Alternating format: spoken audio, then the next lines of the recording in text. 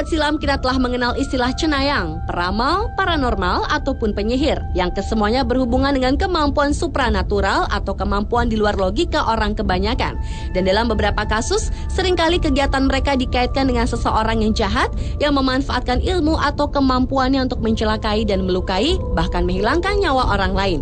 Karenanya kita sering mendengar, banyak orang yang dianggap sebagai penyihir ataupun dukun. Kisah hidupnya harus berakhir dengan tewas mengenaskan. Seperti diantaranya adalah yang terjadi di Madura, Jawa Timur pada September 2011 dan Januari 2012 lalu. Dua orang pria berusia 50 tahunan harus tewas mengenaskan dihakimi massa karena dituding sebagai dukun santet. Selain itu, ternyata di belahan bumi lain juga terjadi kasus yang hampir serupa, seperti kasus pembunuhan orang yang dianggap sebagai penyihir yang terjadi di Afrika baru-baru ini.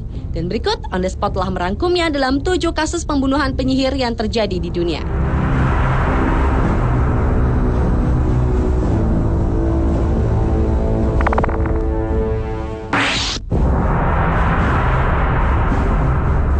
Diawali dengan kasus lama tentang peradilan penyihir di Jerman yang dibuka kembali. Pemerintah Jerman kembali membuka kasus peradilan Katharina Henno, seorang wanita kepala kantor pos yang tewas dibakar di kota Cologne karena dituduh sebagai penyihir pada tahun 1627. Ia ditangkap keuskupan pada Januari 1627 karena dituduh menggunakan ilmu sihir untuk menyebar wabah penyakit atau membunuh beberapa orang. Katharina dipenjara dan dinyatakan bersalah hingga ia menjemput ajal dengan dibakar. Nasib Harger Henno, sang adik, lebih beruntung. Ia dibebaskan setelah ditangkap pada tahun 1631 setelah sidangnya diintervensi. Harger pun berkali-kali berusaha membersihkan nama kakaknya setelah bebas dari penjara, namun usahanya selalu gagal. Hingga akhirnya pada Februari 2010, kasus Henno dibuka kembali setelah dilakukan peninjauan kembali bukti-bukti atas kasus Henno yang diduga telah menjadi korban intrik politik yang dibuat para saingannya. Henno memang terkenal dengan reputasinya sebagai orang yang terhormat, sehingga seorang pendeta dan guru agama di Cologne, Hartmut Hegeler, ikut meminta dibukanya kembali kasus yang melegenda di Jerman. Untuk mengenang tragedi ini telah didirikan patung Henno, dan kisahnya pun telah dituliskan dalam sebuah buku.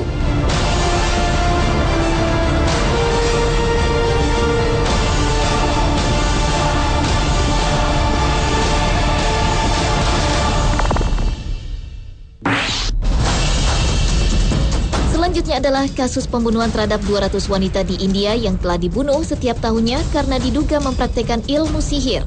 Kejadian ini kerap berlangsung di desa-desa miskin yang dihuni oleh kelompok suku tertentu. Pada Juli 2010 lalu, tewasnya para penyihir itu telah dilaporkan terjadi di negara bagian India Utara, Jharkhand. Kasus sejenis juga dilaporkan terjadi di negara bagian Andhra Pradesh, Haryana, dan Orissa. Avdash Kaushal, Ketua Litigasi Pedesaan dan Karyawan Kendra, mengatakan bahwa sebagian besar korban sering menjadi sasaran untuk isu tanah atau uang. Mereka kerap dipaksa untuk minum air seni atau makan kotoran di depan umum dan kemudian diarak tanpa busana keliling desa. Bahkan ada pula dari mereka yang lebih banyak melakukan bunuh diri setelah mengalami pengadilan di muka umum karena malu. Angka 200 jiwa adalah perkiraan berdasarkan penelitian yang dilakukan oleh Litigasi Pedesaan dan Karyawan Kendra di Jharkhand yang juga berasal dari tokoh polisi dan otoritas negara di negara bagian lain.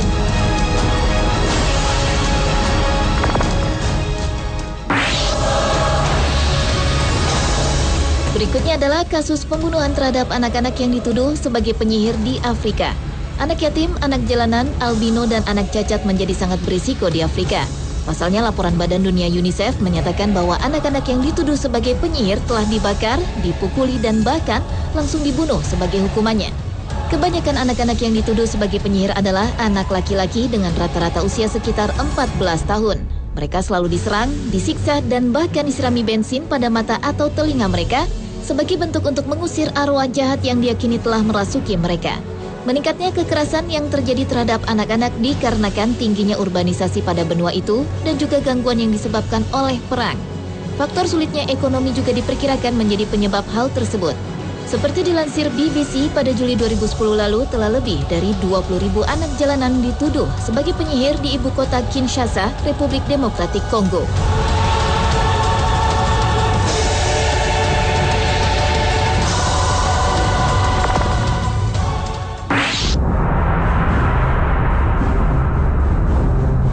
Pada 12 Desember 2011 lalu di Arab Saudi juga dikabarkan ada seorang wanita Saudi yang dieksekusi hukuman penggal setelah dinyatakan melakukan praktik ilmu sihir. Menurut Kementerian Dalam Negeri Saudi, eksekusi penggal untuk kasus ilmu sihir merupakan kali kedua di tahun ini. Aminah binti Abdul Halim Nasar dieksekusi di Provinsi Al-Jauf, sebelah utara Arab Saudi. Sebuah sumber yang dekat dengan kepolisian agama mengatakan pihak berwenang telah menggeledah rumah Nasar dan menemukan sebuah buku yang berisi tentang ilmu sihir, 35 kerudung, dan botol gelas yang diduga untuk melakukan praktik sihir. Surat kabar Arab Al-Hayat melaporkan bahwa Aminah mengklaim bisa menyembuhkan penyakit dengan menjual jilbab dan seharga 1.500 riyal atau sekitar $400 atau sekitar 3,6 juta rupiah. Dewan Amnesty Internasional Timur Tengah dan Afrika mengutuk eksekusi penggal itu. Karena menurutnya ilmu sihir tidak masuk sebagai kejahatan di Arab Saudi dan ia menganggap hukuman penggal hanya pantas untuk mengganjar tindak pidana ekstrim dan kejahatan yang serius. Ia menuding bahwa tuduhan sihir sering digunakan oleh pemerintah Saudi sebagai tabir untuk mengelabui praktik kebebasan berpendapat.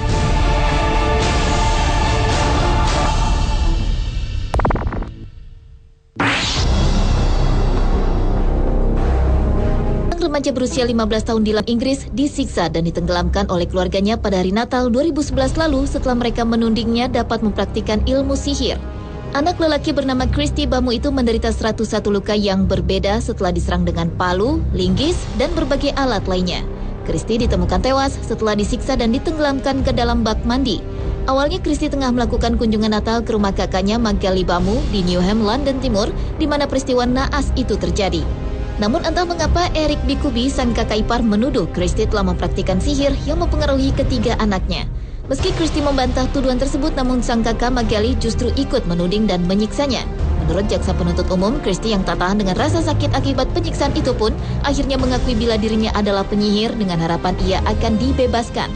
Namun ternyata ia justru ditenggelamkan di dalam bak air dingin hingga akhirnya tewas. Kini kedua kakaknya tersebut ditahan pihak berwajib untuk mempertanggungjawabkan perbuatan kejamnya tersebut.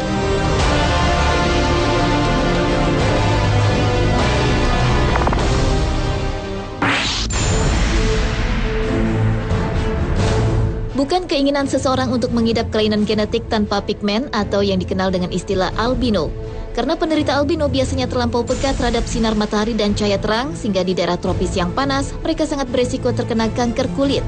Namun di Afrika, tepatnya di Tanzania, orang-orang albino kerap mendapat perlakuan diskriminatif, bahkan hingga tindakan kekerasan. Karena kulitnya yang putih, sebagian warga Afrika menganggap orang albino merupakan sejenis hantu atau siluman yang tidak akan pernah mati. Albino dikatakan akan menghilang bersama dengan angin atau hujan jika sudah dewasa.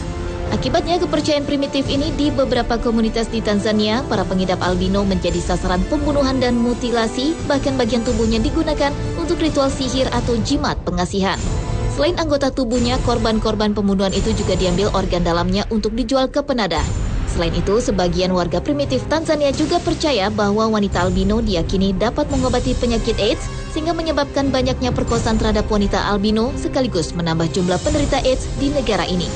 Akibat hal ini, albino yang tercatat di catatan sipil hanya sekitar 5.000 orang, padahal menurut Asosiasi Albino Tanzania, jumlah mereka mencapai 150.000 orang.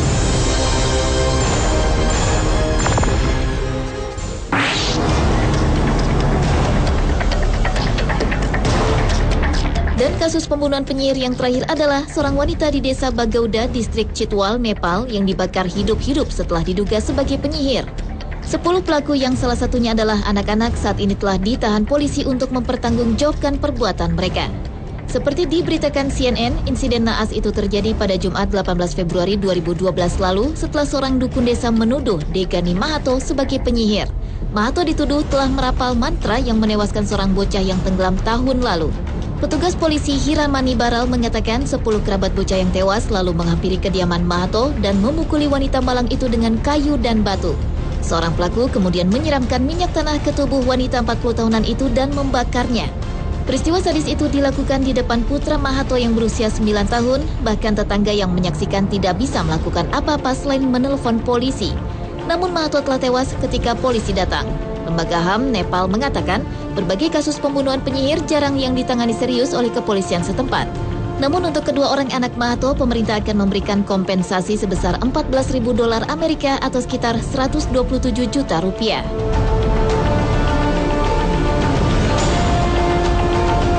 Pemirsa, itulah ketujuh kasus pembunuhan penyihir yang hingga kini masih terjadi versi on the spot.